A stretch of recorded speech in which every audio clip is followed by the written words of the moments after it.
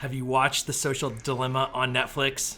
I get that question a lot, and you've probably gotten that question. If you're watching this and you haven't yet watched it, I encourage you to go watch The Social Dilemma on Netflix. It's a fascinating documentary slash horror film. In this episode of the vlog, I'm going to talk about it, share my thoughts and what my takeaways are and what I think we all need to understand after watching that.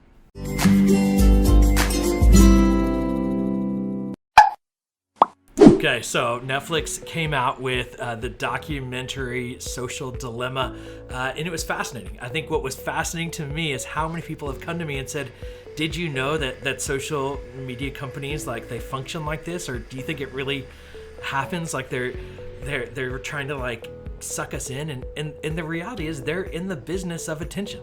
So just like TV and radio historically have tried to keep our attention as long as possible so they can sell more ads. What social media is no different. They're in the business of keeping our attention so that they can sell us more ads. That's their business model. And so the more addictive their product is, the more attention they have and the more ads they can sell. And so while there isn't a person, I think, pulling strings, trying to pull us in, essentially artificial intelligence is doing that on their behalf, and it works. The average American is spending over 2 hours a day on social media. And around the world, more than half the world is connected to social media, primarily on mobile devices. There are now more mobile devices than there are people in the world, and one of the most common uses of mobile devices is social media. So social media has our attention, and it's trying to keep our attention, and they're doing everything they can to keep our attention. And so I think that's a bottom line that we have to understand. And so if you didn't understand that before, your eyes should be wide open to that reality.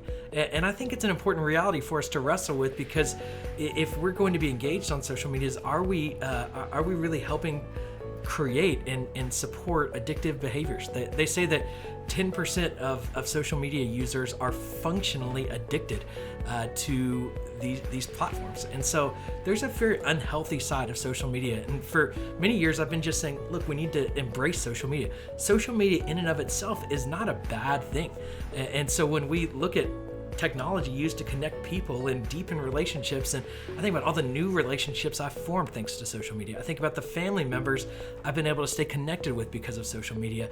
Social media does a lot of good, but I think it also does a lot of harm. And they say that 35% of teenagers that are dealing with social anxiety have dealt with bullying on social media. There's just some significant consequences to these technologies. And so I think it's important to be fully aware, but I think it's also important that we not just knee-jerk and abandon social media. So a lot of people watched The Social Dilemma, and it was like they watched a horror film. And they just kind of like, oh, am I just being, like there's strings attached to me and I don't even realize it. It's not as, I think, intense, and it's amazing how they can use music and darkness and things to really be intense about social media. I don't think that it's this dark world where they're intentionally trying to make us addicted, but they're just trying to keep our attention.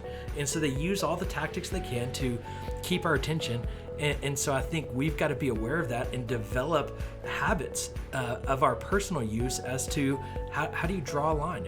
At the end of the day, when I was growing up, it was kind of like, are you watching too much TV?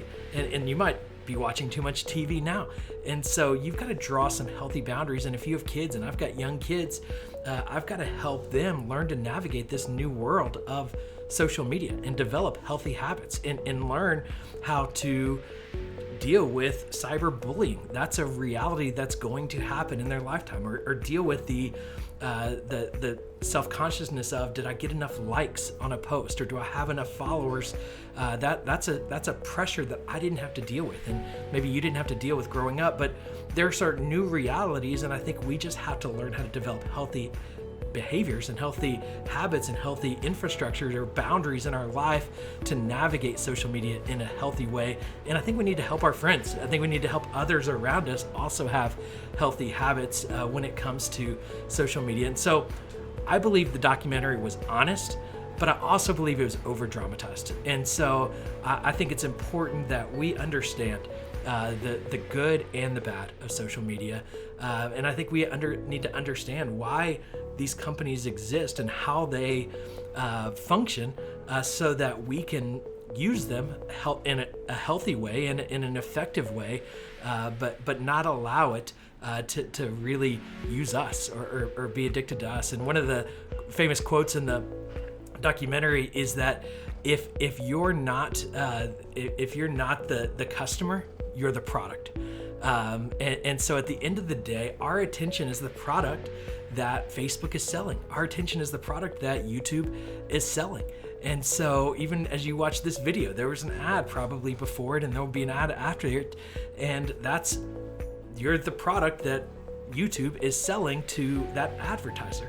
And that's a reality that I think we've intuitively known about TV and radio, but for some reason, we didn't always make the connection when it came to YouTube. So that's my core opinion. I think we need to not knee-jerk and get freaked out by the documentary, but I do think it's healthy for us all to be eyes wide open as we have awareness of the realities of social media in this new world and in this new day, and I think we can all have healthy habits, just like we had healthy habits or work to develop healthy habits with TV and radio and the internet and all kinds of new innovations and technologies, and so it's going to be something we have to continue to learn about and develop. But now that a lot of people's eyes are wide open, I hope that it will lead to healthier behaviors and habits.